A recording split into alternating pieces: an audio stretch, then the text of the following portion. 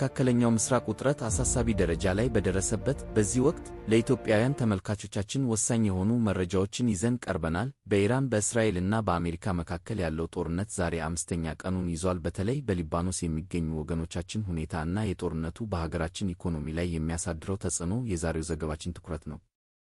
በዛሬው ዕለት የእስራኤል መከላከያ ኃይል በኢራን ዋና ከተማ ቴህራን ላይ ከመጠነ ሰፊ የአየር ጥቃት መክፈቱን አስታውቋል። ጥቃቱ ያነጣጠረው በፕሬዝዳንቱ ጽሕፈት ቤት እና በሌሎች የመንግሥት ተቋማት ላይ ነው። የኢራኑ መንፈሳዊ መሪ አያቶላ አሊ ካሜኒ መገደላቸውን ተከትሎ የእስራኤል መከላከያ ሚኒስትር እስራኤል ካትዝ ካሜኒን ለመተካት የሚመጣ ማንኛውም መሪ የግዳያላችን ነው ሲሉ አስጠንቅቀዋል። ኢራን በበኩሏ በአጸፋ እርምጃ ወደ 500 የሚጠጉ ሚሳኤሎችን የለቀቀች ሲሆን በኩዌት በሚገኝ የአሜሪካ የጦር ሰፈር ላይ በደረሰ ጥቃት 6 የአሜሪካ ወታደሮች መገደላቸው ተረጋግጧል። በሊባኖስ የሚኖሩ በሺዎች የሚቆጠሩ ኢትዮጵያውያን በአሁኑ ወቅት በከፍተኛ ስጋት ላይ ይገኛሉ። የመፈናቀል አደጋ እስራኤል በቤሩት ደቡባዊ ክፍል ዳሂይ እና በደቡብ ሊባኖስ በከፈተችው ጥቃት ምክንያት በርካታ ኢትዮጵያውያን ከሚኖሩባቸው ቤቶች ተፈናቅለዋል። የተባበሩት መንግሥታት ድርጅት በሊባኖስ ከ29,000 በላይ ሰዎች በአንድ ቀን ውስጥ ብቻ መፈናቀላቸውን ገልጿል።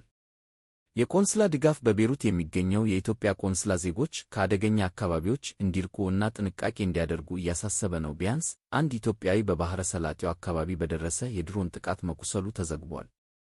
የኢትዮጵያ አየር መንገድ የክልሉ የአየር ክልል በመዘጋቱ ምክንያት ወደ 10 የሚጠጉ መዳረሻዎች በረራ ማቆሙን አስታውቋል። ከእነዚህም መካከል ቤሩት፣ ቴል አቪቭ፣ አማን፣ ዶሃ፣ ኩዌት እና ዱባይ ይገኙበታል።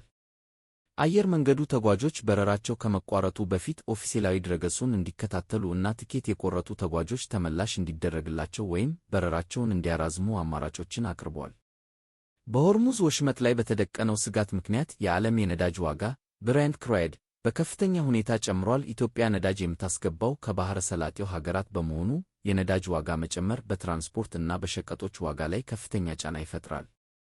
በመካከለኛው ምስራቅ ያለው ሁኔታ በየሰዓቱ እየተቀያየረ ነው። በሊባኖስ እና በአካባቢው የሚገኙ ኢትዮጵያውያን ቤተሰቦች ከኤምባሲው ጋር ግንኙነት እንዲያደርጉ እናበረታታለን። በቀጣይ የሚኖሩ አዳዲስ መረጃዎችን ይዘን እንመለሳለን። ስለተከታተሉን እናመሰግናለን።